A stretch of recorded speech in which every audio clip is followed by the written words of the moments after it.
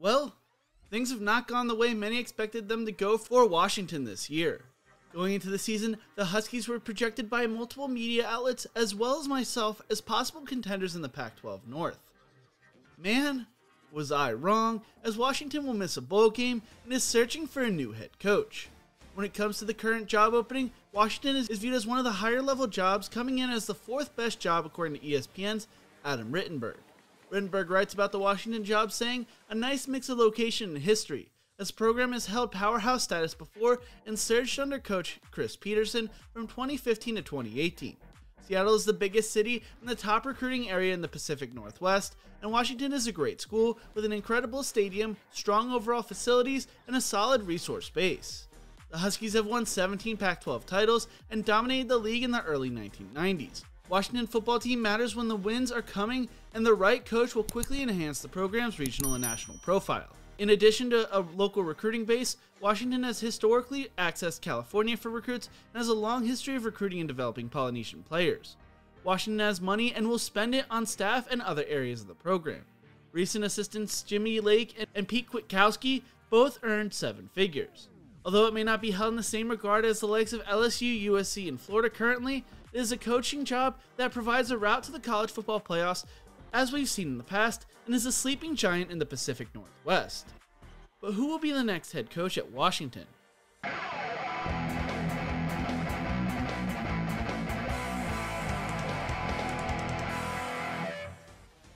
There are a few things that Washington will require in their next head coach after their previous experience with Jimmy Lake. The first thing is, they will be looking for a coach with previous head coaching experience. On paper, Lake looked like a slam dunk hire. He was one of the most sought after coordinators in the country who had already transformed UW's defense and sent a parade of players to the NFL. He was a proven teacher and recruiter who could theoretically improve upon the foundation Peterson had laid. Washington has seen 2 first-time coaches struggle under athletic director Jen Cohn, with the other being men's basketball coach Mike Hopkins. Washington will be looking for someone who knows how to assemble and manage a coaching staff, who can oversee the operations, who can appease donors, administration, and alums, and everything that comes with being a head coach. As Mike Vorel of the Seattle Times writes, UW needs a seasoned CEO, not a coordinator with a chasm between their ceiling and floor. The next thing the next Washington coach will need is to be able to recruit. As of the time of recording, Washington ranks 8th in the Pac-12 and 59th nationally in the current recruiting rankings. Vorel writes, "But how will the Huskies' next coach go about closing the gap? Under both Peterson and Lake, UW averaged just 89 scholarship offers in the last 5 classes, one of the smallest numbers in the country. Rather than throwing a wide net, Washington preferred to home in on few recruits and hope diligent efforts and attention would win coveted commits. The Huskies preferred a colored pencil to a broader brush. For context, Oregon averaged 289.8 scholarship offers in the past 5 classes. Stanford, a significantly smaller private institution, averaged just 72. Whoever the coach is needs to be able to bring significant talent to Seattle. So what does that mean for some of the names being thrown around? Well, some honorable mentions are Joe Moorhead, who's the current Oregon offensive coordinator, but previously the Mississippi State head coach, so this would not be the first head coaching job for him.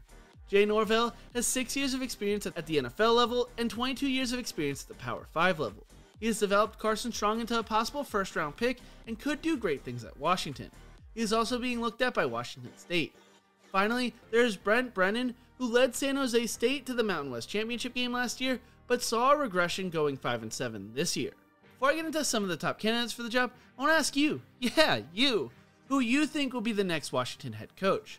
Also, if you are enjoying this video, don't forget to leave a like, share, and subscribe to the channel. It helps the video do better in the algorithm. Now, let's talk about why you wouldn't want the Washington job. Rittenburg writes, Washington has slipped behind rival Oregon in many years, including recruiting and overall branding marketability. Things are simply too quiet around UW's program, which is what Peterson liked, but doesn't help when Oregon is thriving and the Pac-12 overall lacks eyeballs.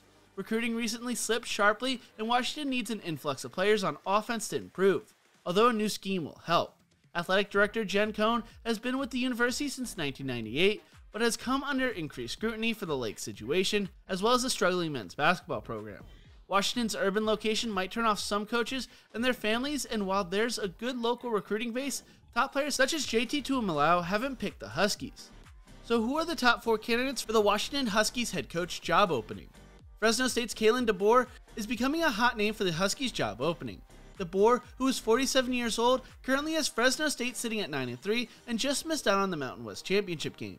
The Boar has served as a quarterback coach, wide receiver coach, and offensive coordinator most of his career, and took the Fresno State job last year after 4 seasons as the Sioux Falls head coach. He led Fresno State to wins over UCLA and San Diego State this year and pushed Oregon to the brink earlier in the season.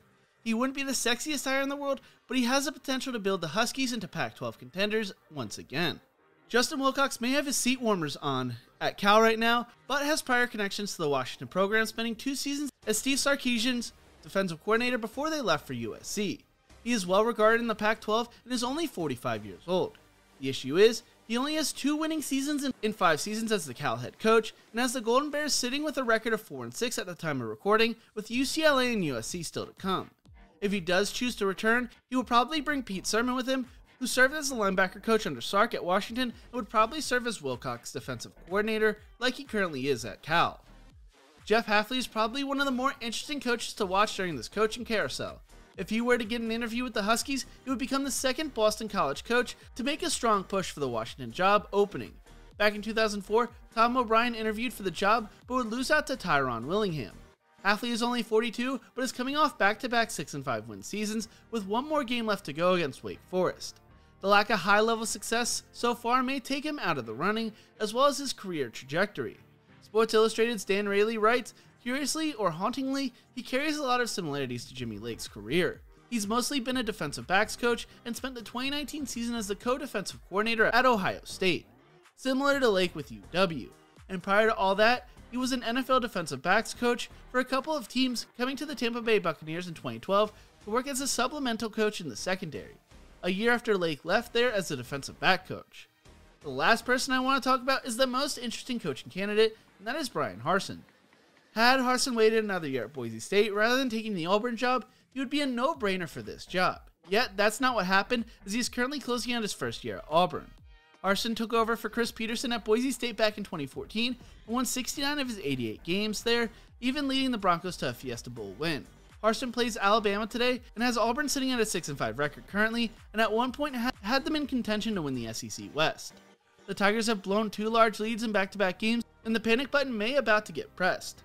Washington may make a play for the Pacific Northwestern native, and if he does decide to leave, this coaching carousel may even get wilder.